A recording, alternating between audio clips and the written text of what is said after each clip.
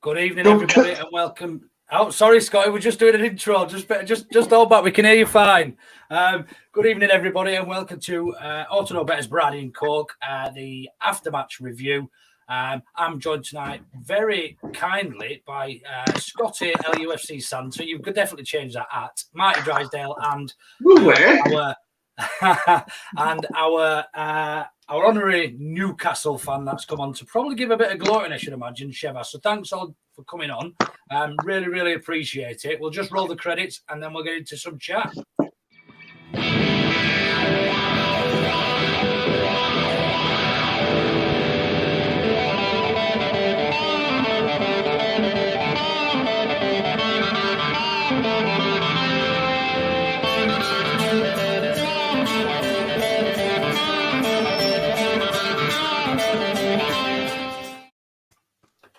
Yeah, good evening, fellas. Really, really kind of you to join us so late. I do appreciate it. I know it's almost getting to witching hour, and Scotty will turn into a pumpkin in a bit if we keep on too long. So yeah, thanks ever so much for coming on. We obviously 1-1 draw Newcastle. Before the game, we probably wouldn't have took that, but there was moments in that game that I would have snapped your hand off when Sam Maximan was up against any of our back 4 or 3 or whatever it was at times. There was times I would like, just blow the fucking whistle. I'll take 1 point. I'll take it. Just don't let me shoot. Don't let me... What do you think, Marty? What's the what do you take out of that? It's a game that either team could have won. We both had our chances. There's positives for both sides, like there are in a lot of our games recently.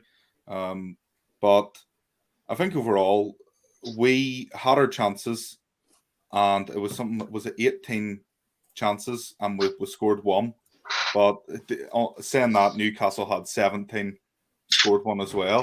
It was a game it was end to end most of the time, and it was definitely hard for that Leeds back 4 to handle St. Maximin. He's a very, very good player. Yeah, it was almost a basketball game, and do you know what the reasoning for this for me is the midfield. The midfield isn't showing us. We don't have our midfield is lightweight, and they're almost passing through our midfield. I think we've got Jay Carter here from OKB going to join in a second as well. It was brief and did understand that we were starting at 15:15, but he still decided to be late. So there he is. Jay can't tell the time. Jay can't tell the time. It's all good. I got into the middle of cleaning, so I've got an house inspection tomorrow, so I got carried away. I'll tell you what, he didn't clean that bloody hair. Mate, don't need to when it looks this good. I was going to say, Jay's looking very sexy with that hair. Go ahead, lad. Cheers, Scott. It's not that type of show. It's not that type of show. It's not dating in the dark. Hey, it could be. So yeah, we were just saying there. What would you take out of that, Scotty? Have you got a positive outlook on that or not negative outlook?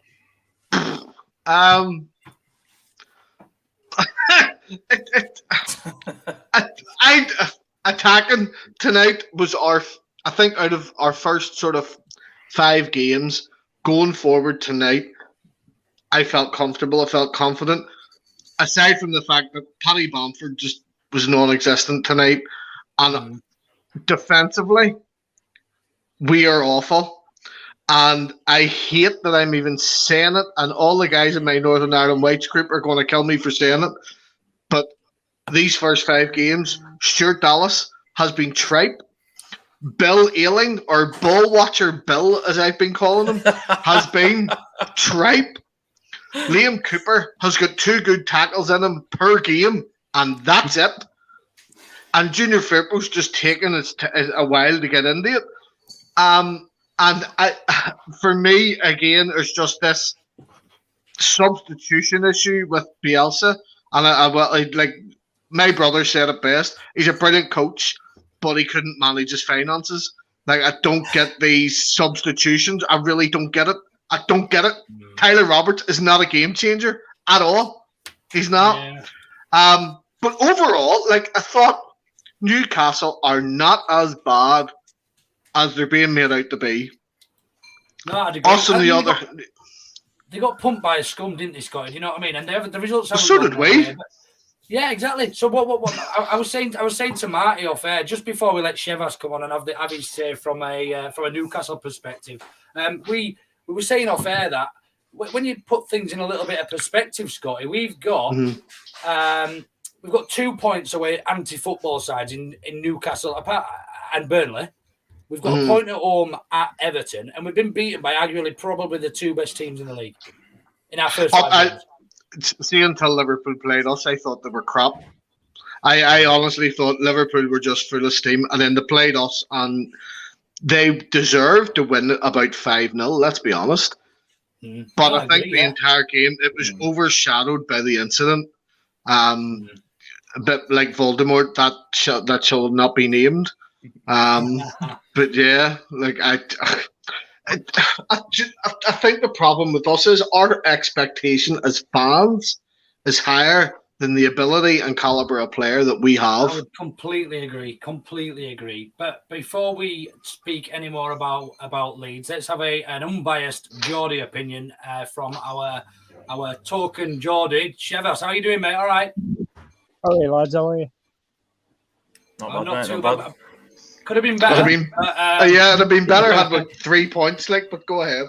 What did you make of that, Shevas? Did you think that was a point stolen then, or do you think you deserved that, or what's your perspective? You know what? I was expecting like 3-0 Leeds. That was my thought because we got no striker, and I thought, what's Rodrigo and Rafinha going to do to us?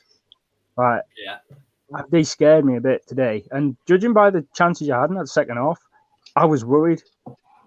Because they kept getting shots in, and our defence, you mentioned about your defence, our defence is made out of poppadoms. It crumbles.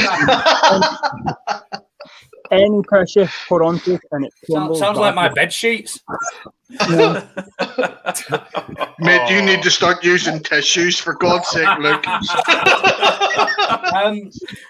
you what, Shevas. Poppadoms, he's probably on the field right now. I tell you what, Shevas. Do you reckon there's much chance of you keeping hold of Alan Saint-Maximin if he's got any sort of ambition? No. You've already said it there. That's the word, ambition. Yeah. No. I mean, I was just downstairs to listen to him, and he sounds like so different to everybody in that club. He wants to win. He wants to perform. He wants to see improvements, and he wants to see things better. But the only people who can't see that are the ones basically paying him to go and put a performance out. A mate of mine is a Newcastle fan. Sorry, go on. Someone comes in, like, try to say Liverpool or Arsenal or some other club in Manchester, I won't say, then if they put the money up and they put an amount that we see as viable, say 60 million is one, for example, of course we're going to take that. Because you're going to end up bringing in £60 million for a 23, 24-year-old who gets injured every now and again, but is sparkling.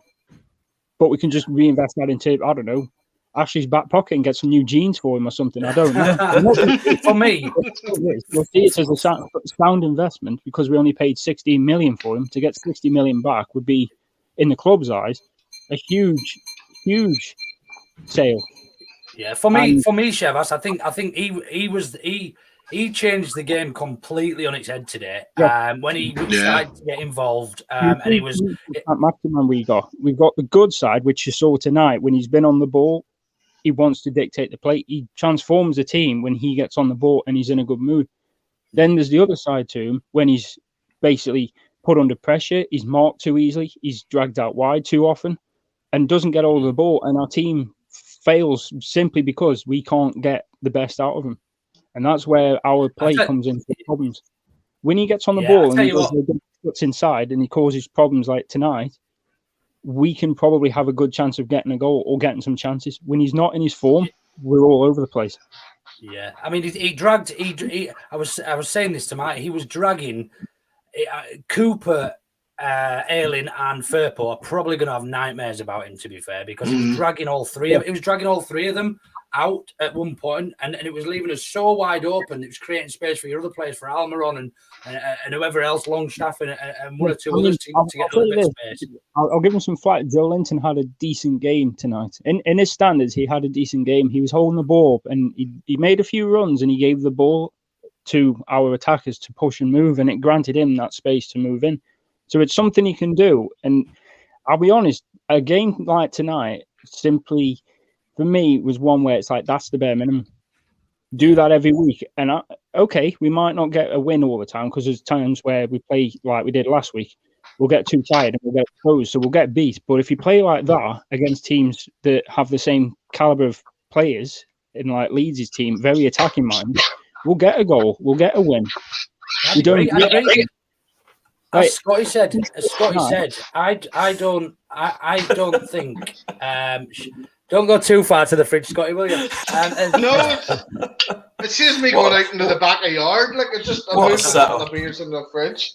What a setup. I'm jealous. As Scotty said, I don't think Newcastle Chevas are a bad side as they've been given credit for in the league. Do you still think you're in trouble?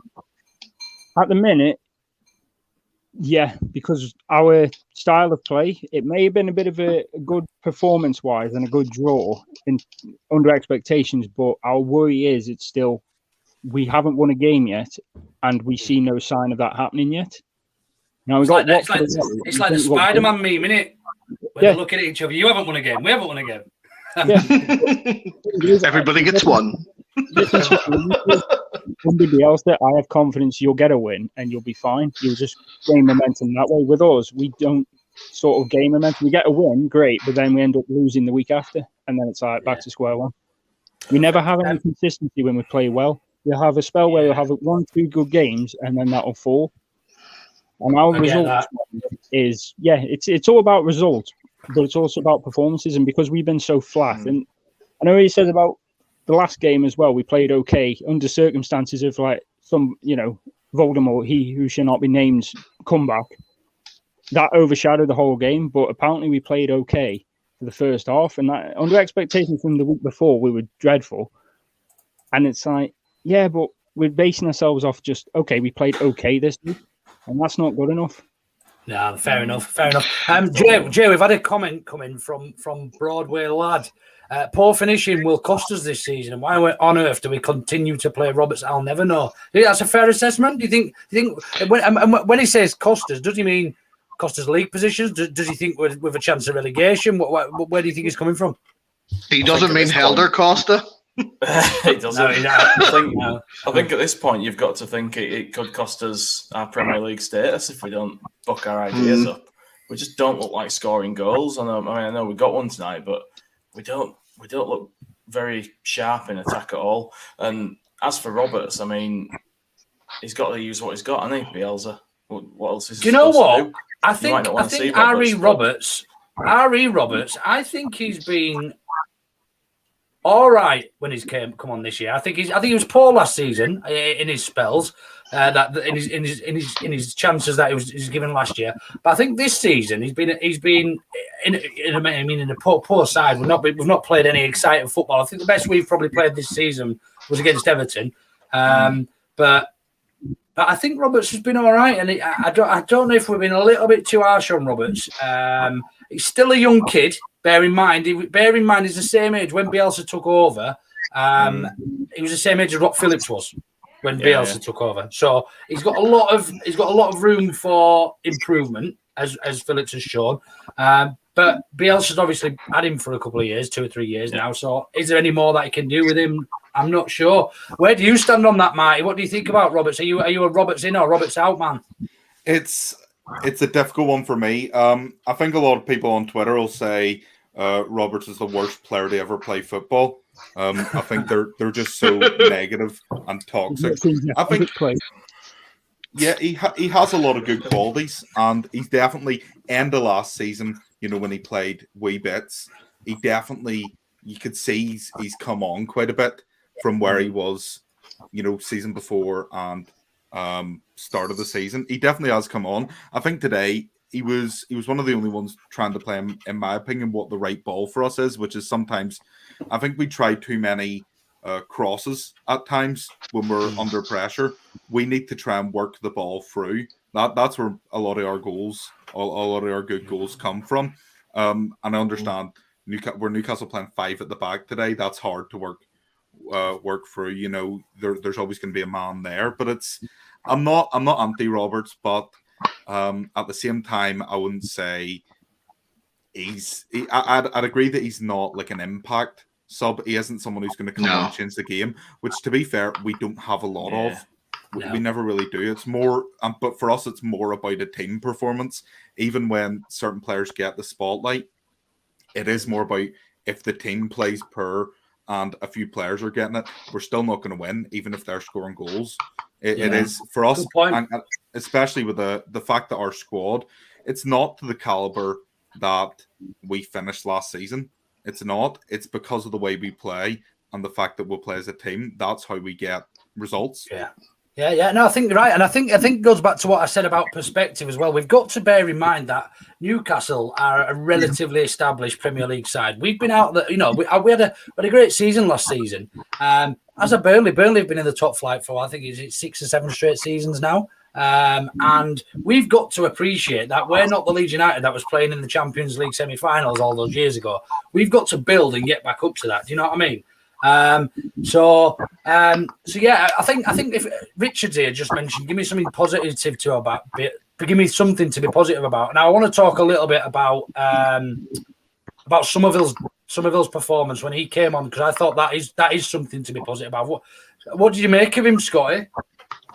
Well, I watch the under-23s as much as I can, and I'm actually surprised Somerville didn't get bullied more.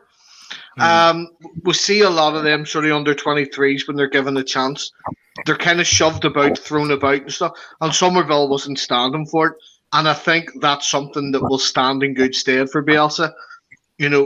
We see a lot of these younger ones getting the chance, and they look fast, they look skillful, but they're weak, they're not strong. And when you're going up against big ass men, especially like if you're playing against someone like, say, Burnley's a very physical team.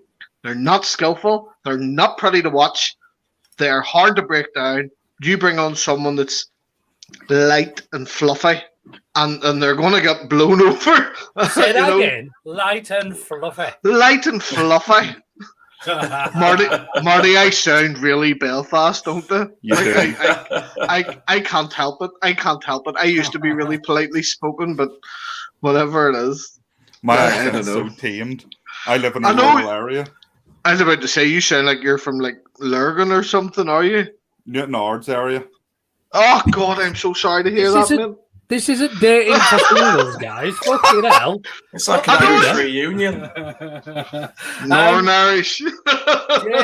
Jay, I want to come on to you and have a bit of a chat about. I'm sure you do, don't you?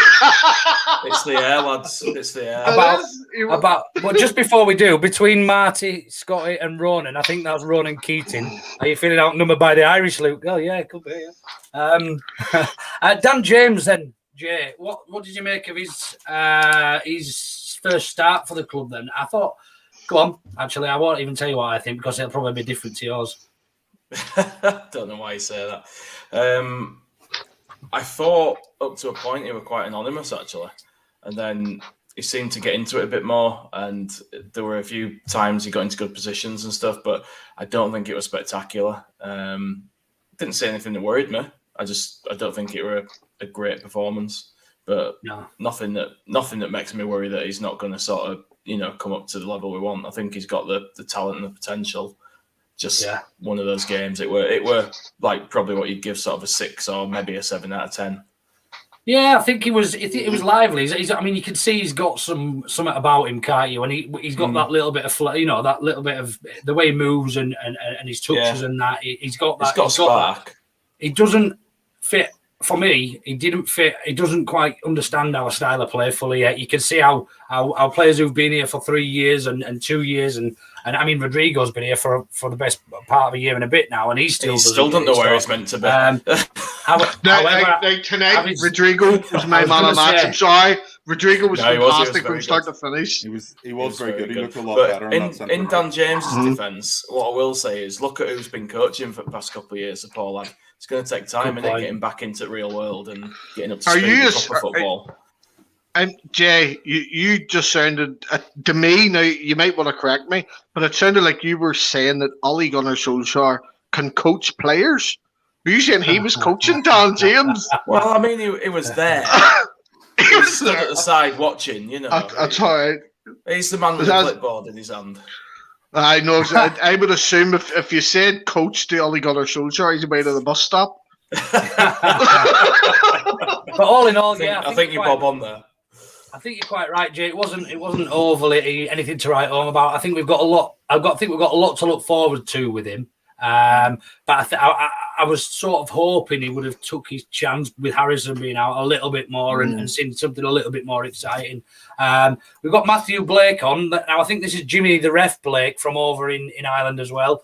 Who says, "Hi, ladies and gents, good evening. Surprised tonight that Mike Dean had a good game. Sorry, I'd agree with that. I thought he was quite good, the man in the middle tonight. Let's hear what Shevas has got to say about that. Oh, I've just muted you. Sorry. I'm not really sure, to be honest. I mean, there were times where he played the advantage a lot and tried to let the game flow because it looked like a really scrappy game today. Yeah.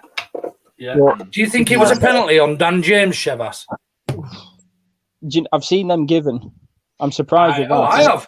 You know, the fact that it came up that Mike Dean was going to referee, I thought, yeah, Newcastle Leeds, Mike Dean's here. I mean, Mike Dean pretty much loves the sight of his own arse. So, of course, he's going to have to be the centrepiece. Of course, he's going to have to try and find some controversy in the game and have to make it the centrepiece. Yeah. So, surprisingly, I'm a big fan of him as centre-back for us.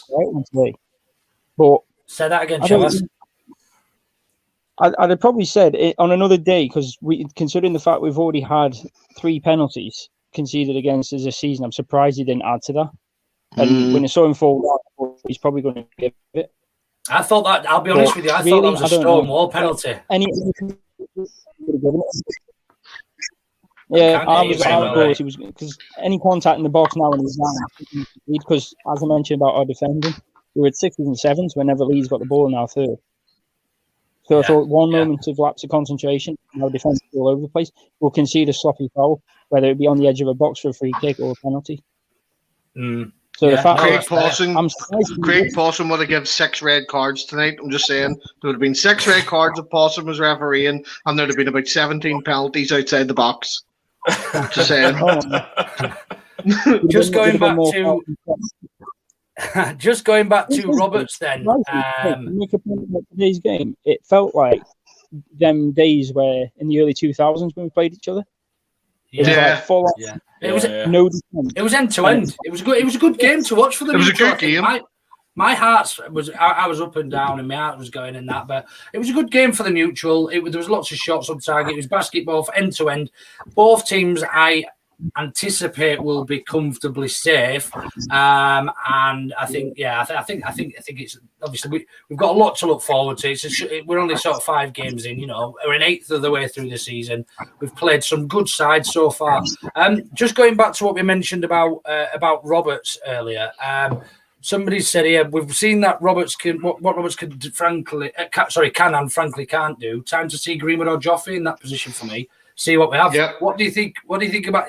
Go on then, Scotty. What are you going to say about that? Do you think they'll add more?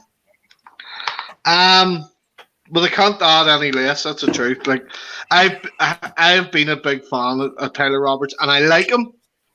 I think he's a capable player, but we've been waiting for something to happen with him, and it just hasn't. I'm sorry, but we're in the 2nd season back in the Premier League, and I joked about during the week with the whole Pascal Strike thing, saying I miss the corruption of the EFL. Can we just go back to winning the Championship and just refuse to play in the Premier League? Because I honestly, the football played in the Premier League, the prima donnas, the referees, the plastic fans. I hate it. I'm not going to lie. I hate the Premier League. I hate it. I miss the Championship. I do. But Tyler Roberts, I think Tyler Roberts needs to have a loan spell away, starting every single game in the Championship. I agree. Because it's just not happening.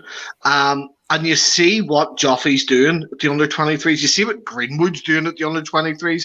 And even whenever Ailing came off, Greenwood looks comfortable with those established veterans in our team. Because as soon as Ailing sat down beside him, Greenwood, you see him turning to him, giving him a high five and all, and you're going, young players don't do that.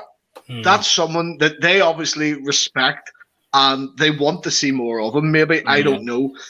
I don't see Tyler doing much else. I really don't. I think it's just a case of we've got a lack of choices. We really do. Yeah, that's it. That's what I said. Yeah, but up until tonight, I was sold that Rodrigo is not the midfielder. He's an impact striker off the bench. Once Bamford has tired out the defence, you bring Rodrigo on and he'll bang a couple in 10 minutes, which he done at the end of last season. But tonight's performance is whatever Bielsa can justify his decision of starting him constantly there, because he was brilliant. Just on that, Scotty, then, I tell you, I don't know if it's because we've been poor creatively or whatever, but Patrick Bamford just seems to have been so quiet, and he works so hard. And you watch him, and he's all over, and he works so hard. Yeah. I don't know if he's not getting the chances he got last season, but he just doesn't seem to be getting those chances, whether it's his positioning or what. I'm not entirely sure. So Broadway lads mentioned, do we need to buy another striker, or do we need to look at another striker, or is Rodrigo that backup? You look at who you've got in the under 23s as well. Yeah, good point. Yeah. It's Bamford. I think he's still making the same runs he did. He's getting into the possessions. He's working the defenders like he did last season. We haven't started making the same chances as we did. Do you think he's getting more respect? Is that what it is, Marty? And people are tighter to him and giving him less room and less options? Is that what it is, maybe? I think so, but he's also one of those players that he doesn't look quick. He is, and he can turn a player, and he's very capable of doing that. If he gets the same chances he did last season, which would just, at the end of the day, that's just us starting poorly. It's us not creating the same caliber of chances. There were a lot of chances created today, and a number of them were good. But last season, we were creating chance after chance after chance that was so good most of the time. If Bamford keeps getting those, if Bamford gets those, he'll score and he'll assist. And what's the difference between this year and last year, when we've got pretty much the same starting lineups every week, but we're not creating? Well, we are creating as many chances. Tonight's shown that, but we just. Yeah. I think tonight's probably been the only game that we have created that many chances. We've looked pretty poor attacking wise up until today. But what do you think's changed? The centre of the field just looks so wide open, doesn't it, Jay? Do you know what I mean? Oh God, yeah. It's like there's no midfield there at all. And I was listening to, I think it might have been Radio Leeds earlier, and one of them was saying he Googled for a picture of Sinkhole because he's going to stick that up on Twitter and say that's our midfield, like last week. But do you think? Do you almost think that because we've not had the luxury of Click and Dallas in there together working hard, that because they're because Mr. Utility or Mr. Utensils as Smarty calls him has been that's what he called him. The Cookstown Cafu, that's his official title. The Cookstown Cafu, the Cookstown Cutlery Man. But because he's been having to be moved around and almost play everywhere but central midfield. We're almost missing that engine, aren't we, in front of Calvin? I think so. And I think that's affecting. I think that's affecting our game personally. I don't know what. Yeah, does everyone agree with that? Does anyone disagree with that? I mean, he'll run all over the place when he's there. He takes games by the scruff of the neck when he needs to. I thought it was poor at right back today. I'll be honest. Yeah, I did. Cough's getting worse. Yeah. You smoking weed? Some issues going on here. Is all okay, Scotty? I know my son's just come dandering in and he's decided to raid the medicine cabinet here. I'm trying to explain to him that they're not fucking sweets. When you go back in the living room, is there wee girls in there? Sounds like are you in there with wee girls? So we all agree that we don't keep your fingers in your pocket. We don't need. We don't really need another striker then next season. No. This season, January. We've got plenty of options, 23s, and so on and so forth. I think obviously my outlook then, and please do jump in and stop me if you disagree. But I think my my overall outlook of today's game is obviously we were average. We should have scored more goals. We should have put it to bed well earlier than what, and possibly not even let them score. We should have been. I would probably say on another day we'd have won that game. I dare say we would have won that game 3-0 or something similar. Mm-hmm. But for me, it's about putting that into a bit of perspective in the teams that we've played and where we are in the league and the points we've taken from those games. We've got a tough game at home to West Ham coming up, and the games potentially don't get much easier than Newcastle. But when you look and see that we've played them away from home, and they've actually played quite well. I mean, give them that. Sam Maxim was brilliant, wasn't it? I mean, it was unplayable. And it looked like a Somalian pirate with that blue thing tied around his head. Yeah. Could you imagine how game. dangerous? Can you imagine how dangerous Newcastle's going to be whenever ASM is on the ball like he was tonight, and Callum Wilson is fit and playing? Agreed. Yeah.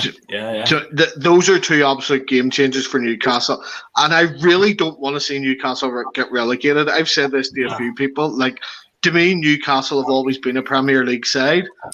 They're not a team I hate, and I would like them to stay up, and that's the truth. But if it comes at the expense of us going down, well, I'm sorry, you can go fuck yourselves in Newcastle. Yeah. I said pretty much similar before the game that they're in many respects they're relatively similar club to us in that their fans are passionate. You know, they've gone through their shit and ups and downs and whatever. And I don't. They're not a club that I dislike in any way. I wouldn't want them to go down. Chevis, what are you going to say about that? Well, I was going to say, I mean, in fair enough comment, I would say the same if it meant Leeds went down as well. But the thing is, not like the northern powerhouse like Liverpool, Manchester, but the true northern powerhouses like left in the league. You need clubs like that in the league, otherwise it's just going to be a bunch of fairy clubs roaming around. Yeah, that's right. And pile of fucking tourist attractions. The Premier League's going to become Disneyland UK. That's all it is. A fucking tourist attraction. See this big six nonsense? There's a real six. Leeds, Newcastle, West Ham, Villa, Liverpool. Or not Liverpool. Who'd I say? Everton. And even Palace. Do you mean, see to me, and Leicester. Oh, that's why I said Liverpool. There was an L. Leicester, like, for me, those are the real clubs. Those are clubs that have got real fans. I know, Seamus, you've set me off on a rant here, because I am upset every time I see a big six team playing someone. I just go, I hope they get fucking stuffed. I do. I would love nothing more to see, like, Arsenal get relegated, Spurs to struggle, the scum to not get in the top four. Like, could you imagine? Oh my god! Everyone, but see last week. I've muted him because I was scared. I was a little bit scared that we might have to take his heart rate in a minute. So just let him calm down a second. Go on, Shevas. Shevas, I can't hear you very well, mate. Oh, is that all right? That's better.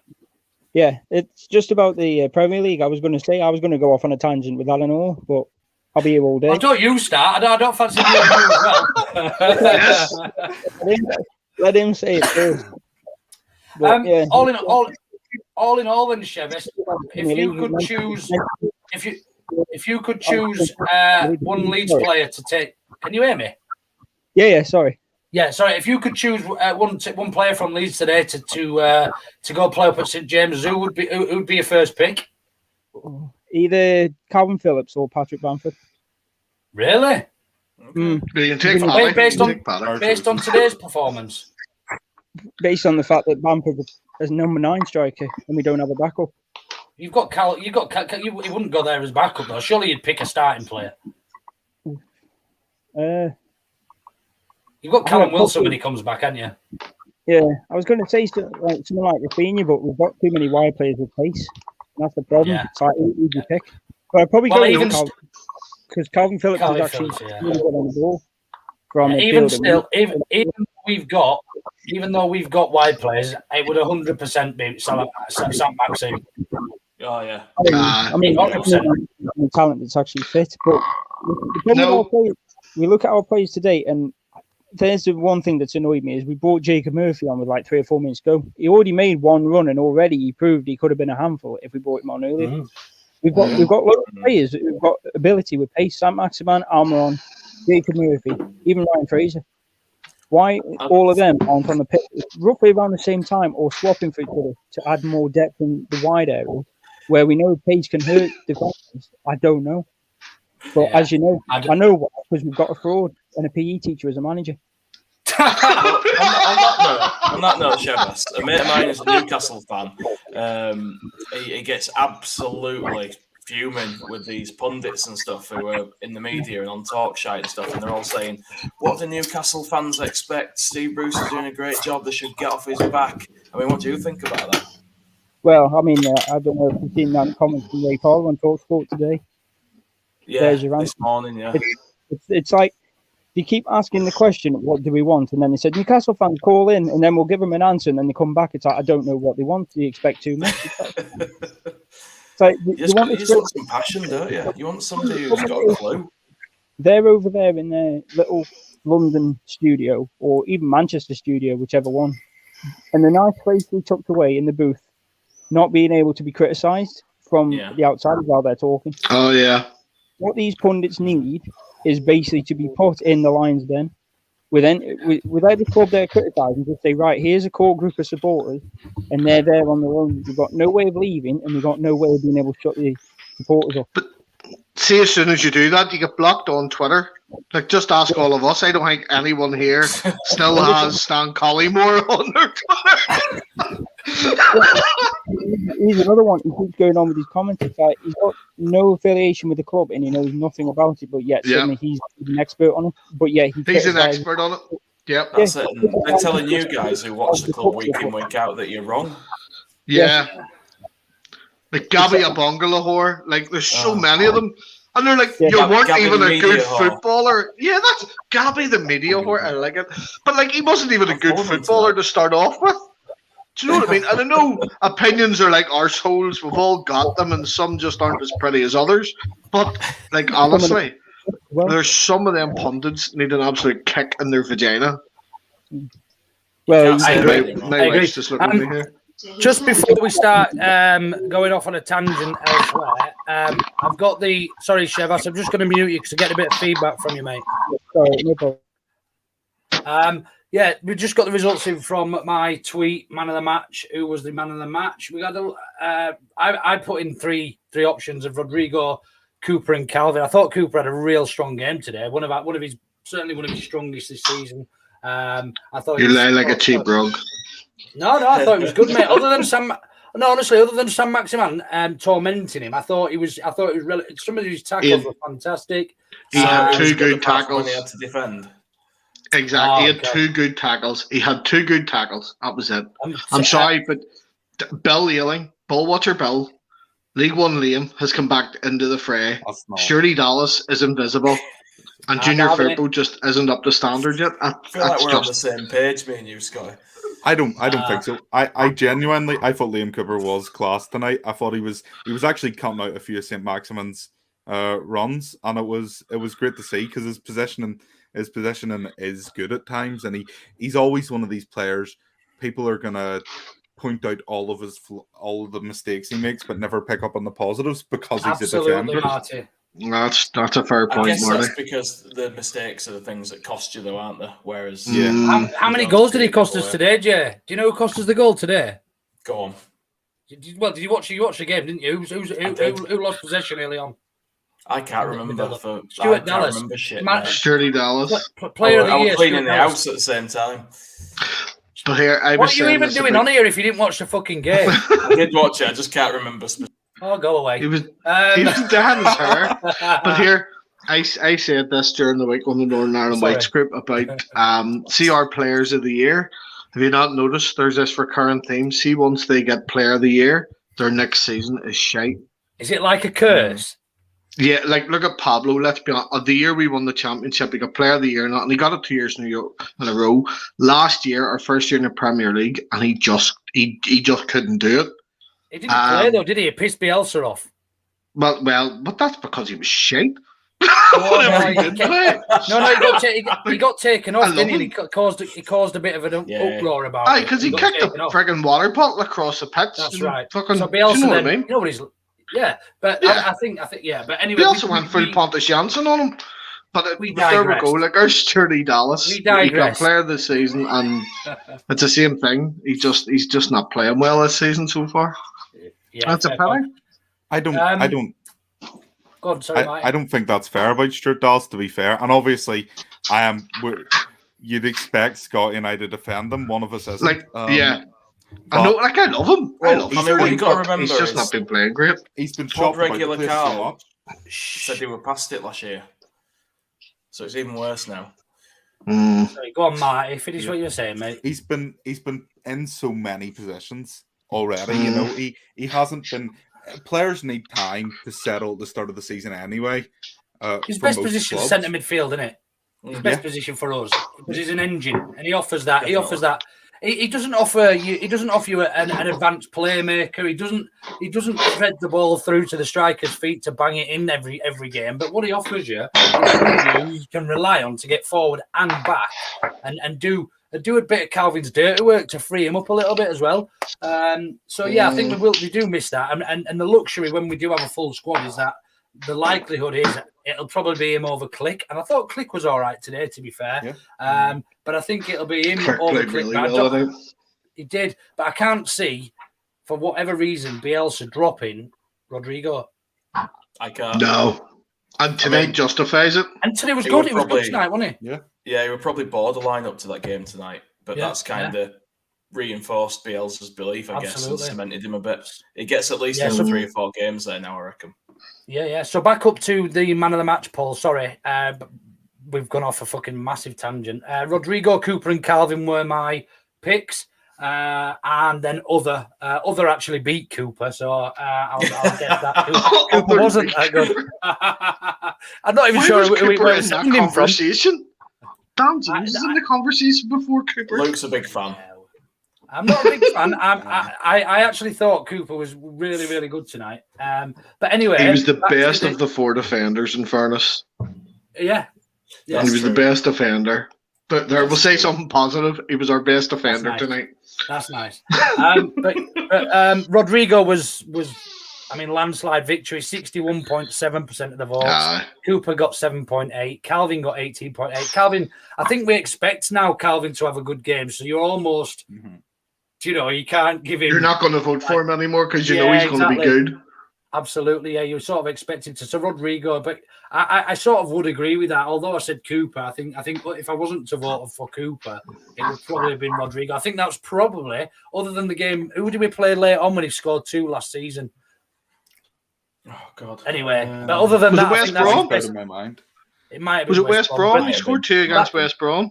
That's it. That's his best game for Leeds in the number 10 position by far. He was brilliant. It was the first time he looked like a midfielder. Yeah, like it was the first time he actually looked like a 10. Because he was trying to get into them spaces to deliver the ball. He wasn't trying to score. He wasn't trying to get into goal scoring positions. He was playing as a midfielder. But even for Rafinha's goal, I actually initially I thought he jumped up and flicked it with his hand. I was just sitting cheering. But it was brilliant for that there, and it was a couple of times he had fantastic deliveries. But just our finishing product tonight just wasn't great. Got 2 goals. Burnley. Yeah, apparently. But yeah, no, I think you're quite right, Scotty. Tonight he almost looked like he knew what he was doing in terms of the pressing and swapping with Paddy, and putting pressure on the back, the back line. So yeah, I think if we were to take any major positive out of today, I think it would be Rodrigo's performance. Yeah, let's see how he goes against West Ham. Be tough against them. Yeah, I think Rodrigo. What it was last season, he was brought in case Bamford couldn't do it. He wasn't brought in to be that centre mid. He was brought in case Bamford just couldn't perform. Bamford did perform, 100%. And then there's an opportunity to make him into this centre mid. With it clearly Bielsa sees, and if Bielsa sees it, I think it's there. And today I think proved that. It's probably that he's had a bit more time on it in training, a bit more time on it in matches now. He knows what he was doing. He was doing what I would like to see a centre mid do, which is when there's an attack starting, he was just fouling the player. You know, sometimes you have to do that. It's dirty, but I think there's times when you have to do that as a player. Yeah. Wise is saying that Paddy took a knock late on too, which he did, I think, if I remember rightly. So if he's not fit, at least we got Rodrigo. He's had that good game. He's got that bit of confidence. He's still not bagging. And I thought he should have done against Liverpool before when at 0-0 last week when he was through. He had a shot inside the area. The second minute of the game. Yeah. All he had to do was place it, and he puts that in the back of net. Then that's a different game. So that is a different game last week. If Paddy is injured, then where do we go? Do we think Rodrigo moves up into the striker's role, or do we promote? He's got to do, hasn't he? I think he'll end up he'll stick Jack Harrison up front. he'll save Tyler Roberts for an impact sub to take Rodrigo off. We don't know what he'll do we? We don't have a fucking clue. To be honest, Jesus, no. He's predictably unpredictable. He is indeed. Right, I'm going to start wrapping up now. But what I'm going to do is I'm going to go around and just ask you. But I've still a full beer to go. Drag this out a wee bit. I've still got a full beer. I've got to carry on cleaning up. But what I want you to do is just give me an overall Leeds score in terms of performance, and give me your man of the match and why. So I'll start with you, Marty, if I can. That's hard. I'd say 6 out of 10. There were good.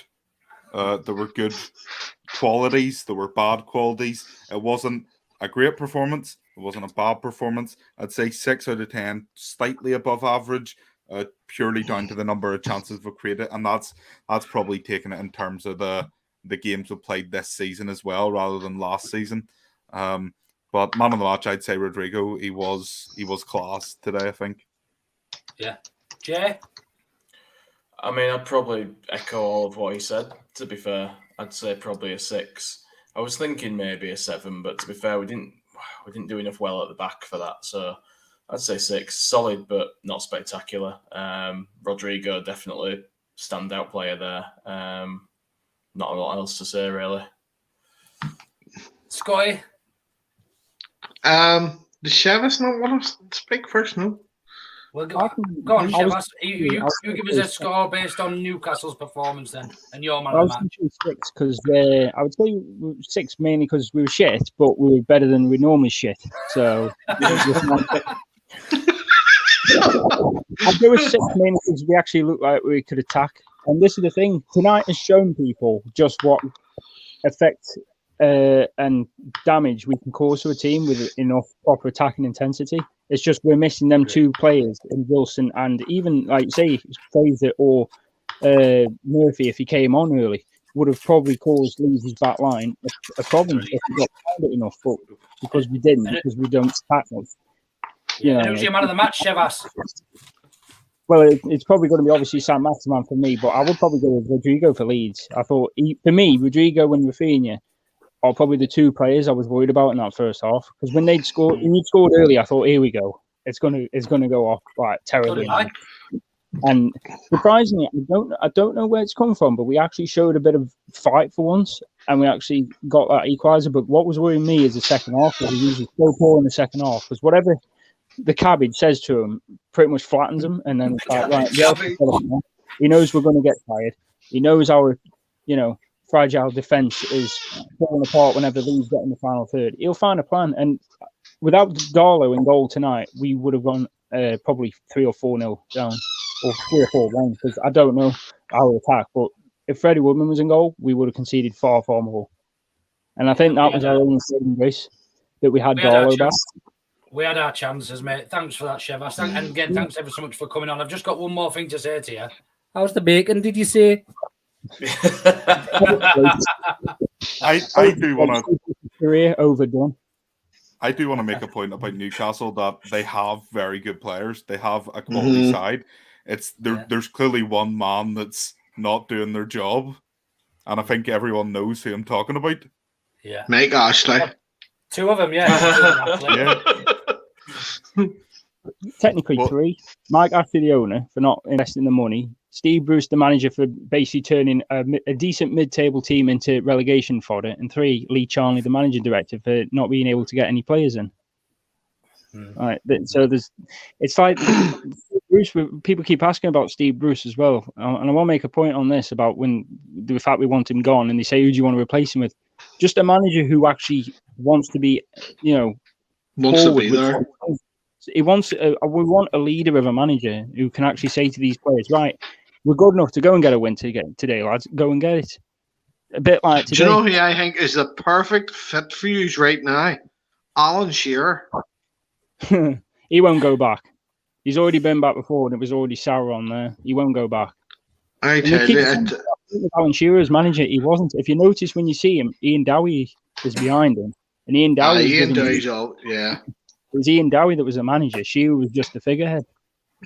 Yeah. It's a bit like say if like Bielsa left and went to manage Barcelona or something, and then you were left with some part timer who's like I don't know, a Neil Warnock David type who's experienced in English.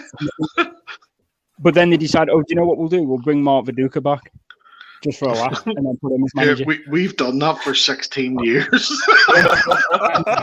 And that's where I'm coming from. It's like they just do it just to appease, but it never works because you can see right through their bullshit. Do you know what's really refreshing, Shevas, though, for us as Leeds fans, and I probably speak on behalf of us all, is that we've been back 1 year and we're already scaring teams that are relatively established Premier League teams like yourselves. That, you said why? before that You've got a winning mentality in that team. That's all. Really, most teams, most teams don't have to be good technically or gifted like in the field. They just have to have a winning mentality. Yeah, fair point. We've got none of that, and we've got a good team, but with a poor mentality because we can't win games and we don't have that winning feel in the dressing room week after week. Bielsa's done that, so even though you can say, "Yeah, we played okay, but we lost," it's fine. You can take that and say, "Yeah, we're still keeping that Leeds mentality of hard, physical type of football with an attacking branch." So okay, we lost today. Next week we'll go and we'll win again. Yeah, and that's the mentality. Who have you got next? Watford away, which is a game which it's funny. 15 years ago, I probably would have looked at that and thought, "Yep, that's a game. I'm confident we can go and get a result there. We can win that." Yeah. Now I'm lucky if we get a score. That's the mentality. That mentality feeds into the supporters. There's no easy games anymore. No easy games anymore. But you have that confidence that your team is going to be able to do something. Yeah. If we had a manager, I'll use his name, Eddie Howe. Eddie Howe would be perfect for that because he's young, he's energetic, positive, and he's considering the fact that he's played with about 3 or 4 of the players that we've got from Bournemouth. It adds that chemistry and that bond with the team again. That's all we need. Chris Houghton's free. I know. But he won't go back because he was the one who got sacked off by Ashley and gave his Alan Pardew, and that's where the slip. All right, then. Cheers for that, Shevas. Yeah, no problem. Wish you all the best for the rest of your season, mate. And don't forget, I'll look to speak to you after the game at Elland Road as well. Yeah, perfect. Cheers, Shevas. No problem. Take it easy. Yes. Bye. Bye. Scotty, then come on, then give us your my words of wisdom. Listen, I'm here finishing my beer, so I'm all good. Score out of 10 in your man of the match and why, please, mate. I think that was actually our best performance so far this season. Going forward, so I would have to give it a 6 out of 10 as well. But I'll stick with what everyone else said. It's been our best performance so far. The only thing for me that dragged it down was just defensively. We just looked. But again, is it down to the fact that we had defenders out? Is it down to the fact that Shirley Dallas is being made to play in positions where he hasn't played in a while? Junior Firpo's not used to the way we play yet. He's still being broken. Otherwise, tonight we should have won. Tonight, before the match started, tonight's a game that we were going right, we're winning this tonight. And there's not a Leeds player who'll say otherwise, or a Leeds fan even. And Leeds players will tell you the same.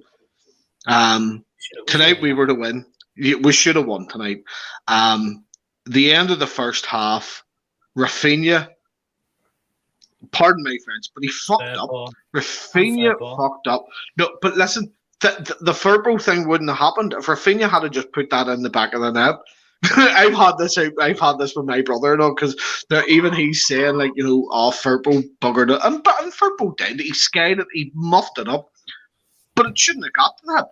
Rafinha, for his quality and the way everyone talks about him, Rafinha should have buried that, and he took too long. And so there was that. But in the second half, it was almost like I could just imagine Steve Bruce went into their changing room in the second half and said, "Look, use your established Premier League attackers going up against a team that's only been in this league for 1 year. Those guys were there with Leeds in League One. They're not Premier League players." And I just picture Steve Bruce telling them they are not at your level. And the second half, for me, it was all Newcastle. Like, those first good 25, 30 minutes, they gave us problems. So that, for me, was the downfall. That's when I started to think, oh, crap, we could end up losing here. But overall, do you know what? See, if you're a neutral, that's the best game of football you're going to watch this weekend. Newcastle played well. We played well. There was none of this sitting back, parking the bus crap that you get from these teams that are just happy to be here and participate. No, that was two teams that wanted to go out and win a game of football tonight. Yeah, it's good and you have to applaud them. Yeah, it is good because you don't see that with too many clubs. You see when the big six play each other, 90% of the time that's going to be a friggin' draw because they just want to go out and just get a point. That's it. They don't care. It's like, we'll get a point, and that's it. Yeah. Tonight was two teams. Rodrigo, hands down. Yeah. In fact, I would say Mike Dean played a really good defensive game as well. He was great at centre back, I'm telling you. I felt bad for Newcastle at that point. Whenever he interfered with the game, it's like, right, surely you have to give them just drop the ball down, and he just sort of went, "Nah, you were in my way," and just let the game play on. So what the hell are you doing? It was. I thought Ashley. Sorry, Mike Dean was relatively fair. It wasn't the Mike Dean show really. I think he missed the penalty, and I think that was 100%. Yeah, it was. I didn't see it at first. It was the replay where I went, "Oh shit, yeah, it is. That's a freaking penalty."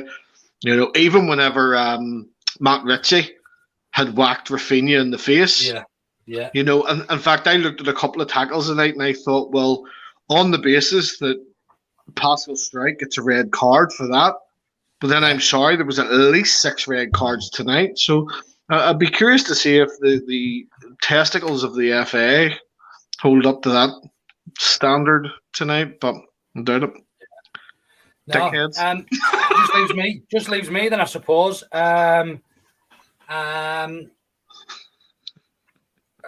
So I think I would agree 6 out of 10. I thought attacking wise, probably one of the best attacking performances. We looked like we almost back to ourselves for the first 25 minutes, half an hour, 45 minutes, and then just sort of went to went back to normal. Sorry, I just read a tweet. Mike Dean should buy Newcastle. Mike yeah, brilliant. But yeah, I thought, I don't know if it's because I'm watching Cooper because people slag Cooper off and I've jumped to his defence. But I thought he was defensively our best player. Although we were shit in defence. But other than that, I wouldn't disagree. I wouldn't have any qualms about agreeing with you guys on Rodrigo. But lots to look forward to. West Ham away. Fulham actually away first on Tuesday. I'm heading down to the Cottage. Not the Cottage where you go, Jay. That's Cottage Inn. No, it's just a cottage cheese factory for me. Going down there Tuesday night. Looking forward to that one. I'd really like a cup run this year. I don't know about you lot, but it'd be nice. And I know we're thin on the ground, and it's a sort of What is it? It's a 6 of one, half a dozen the other. With what do you go with? Do you go with kids and try and win, or do you really want a cup run? Do you know what I mean? It's only the Carabao Cup, but any cup I'd like a run in. Do you know what I mean? Me too. I'm all up for a cup run. I'm all over it. I want a cup run. I don't think we're going. Would you Right, prefer? I'm going to ask you all individually. Would you prefer a cup run, or would you prefer to beat West Ham?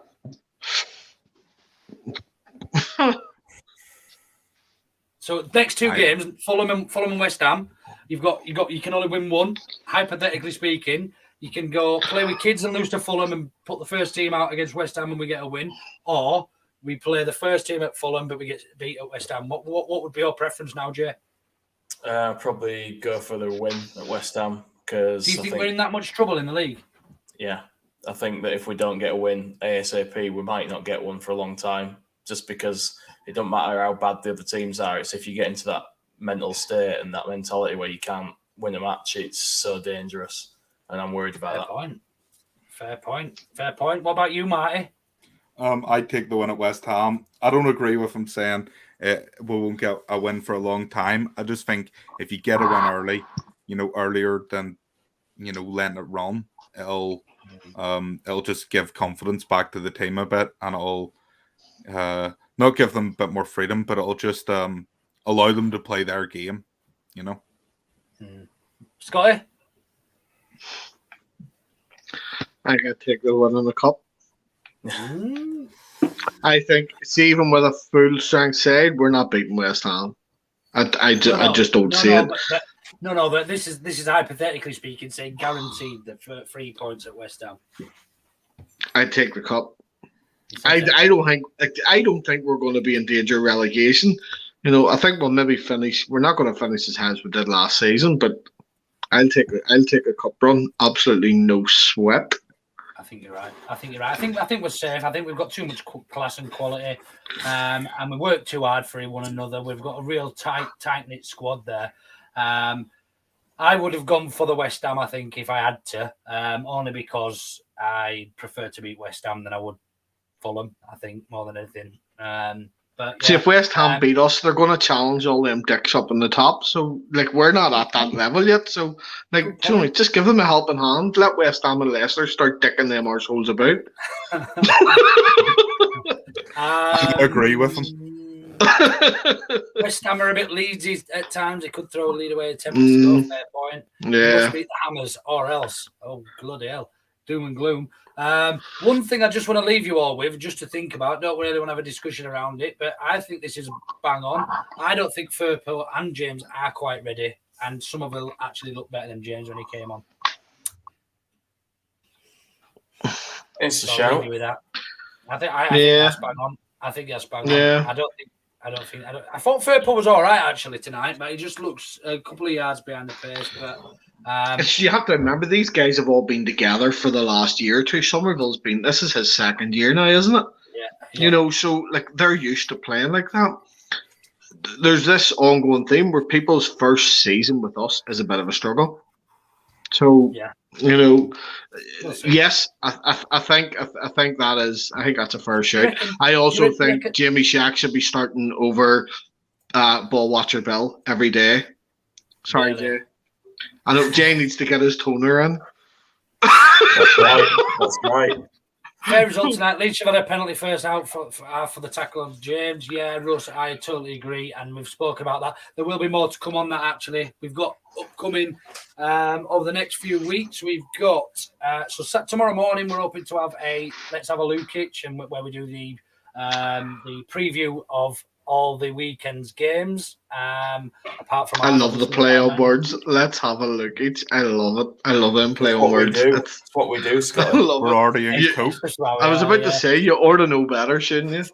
And on that note, guys, take it easy, and I'm going to say goodbye because Scotty's starting with the dad puns. Cheers, everybody. Cheers, everybody, for watching. Smash like and give us a follow. Tell your friends about us, and if they like us, they like us. If they don't, they can get fucked.